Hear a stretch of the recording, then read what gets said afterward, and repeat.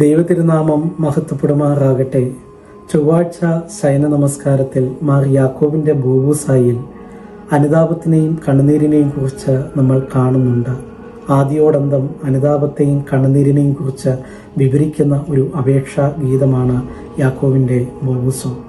അനുതാപവും കണ്ണുനീരും ഒരു നാണയത്തിൻ്റെ രണ്ട് വശങ്ങൾ പോലെ ആ പദ്യഭാഗത്ത് ചിത്രീകരിച്ചിട്ടുണ്ട്.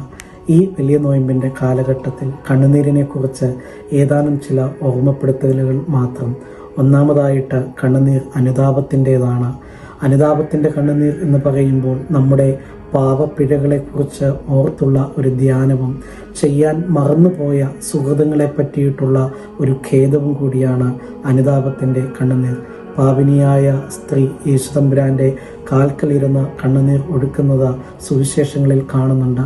തിരിച്ചുവരവിനെ ഓർമ്മപ്പെടുത്തുന്ന മുടിയനായ പുത്രനും അനുതാപം കൊണ്ട് സങ്കീർത്തനം രചിച്ച ദാവീദുമൊക്കെ നമ്മുടെ മുമ്പാകെ അനുതാപത്തിൻ്റെ കണ്ണുനീരിൻ്റെ ദൃഷ്ടാന്തമായി നിലകൊള്ളുന്നു.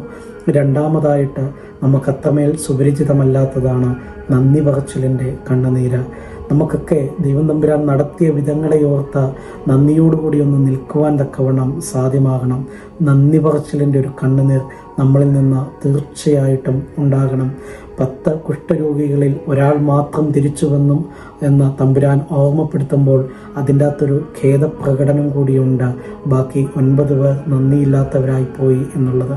പ്രിയമുള്ളവരെ, തമ്പുരാൻ നടത്തിയ വിധങ്ങളും തന്നിട്ടുള്ള ദാനങ്ങളും ലഭിച്ചിട്ടുള്ള കൃപകളും നടത്തിയ വഴികളെയും ഓർത്ത ദൈവസന്നിധിയിൽ നന്ദിയോടെ ഇരിക്കുവാനും ലഭിച്ചതിനൊക്കെ കണ്ണുനീരുകൊണ്ട് ഒരു നന്ദി സൂചകമായി പ്രകാശനങ്ങൾ അർപ്പിക്കുവാനും നമുക്ക് ഇടയാകണം. മൂന്നാമതായിട്ട് നമുക്ക് ഏറ്റവും പരിചിതമായിട്ടുള്ള കണ്ണുനീരാണ്. പലപ്പോഴും നമ്മളിൽ നിന്ന് ഉണ്ടാകുന്നതും ആ കണ്ണുനീരാണ്. അതൊരു പരാതി പറച്ചിലിൻ്റെ കണ്ണുനീരാണ്.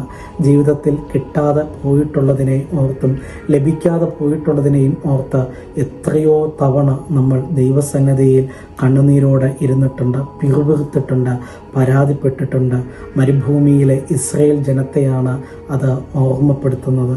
തീർച്ചയായിട്ടും ഈ നോമ്പിൻ്റെ കാലഘട്ടത്തിൽ ദൈവം നമ്മളിൽ നിന്ന് ആഗ്രഹിക്കുന്നത് അനുതാപത്തിൻ്റെ കണ്ണുനീരാണ്, നന്ദി പറച്ചിലിൻ്റെ കണ്ണുനീരാണ്.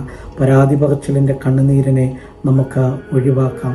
അനുതാപത്തിൻ്റെ കണ്ണുനീര് കൊണ്ടും നന്ദി പറച്ചിലിൻ്റെ കണ്ണുനീര് കൊണ്ടും നമുക്ക് നമ്മുടെ മുഖത്തെ കഴുകി ദൈവസന്നിധിയിൽ തെളിഞ്ഞ മുഖശോഭയോടുകൂടി നിൽക്കുവാൻ ഈ നോമ്പുകാലം ഇടയാക്കട്ടെ.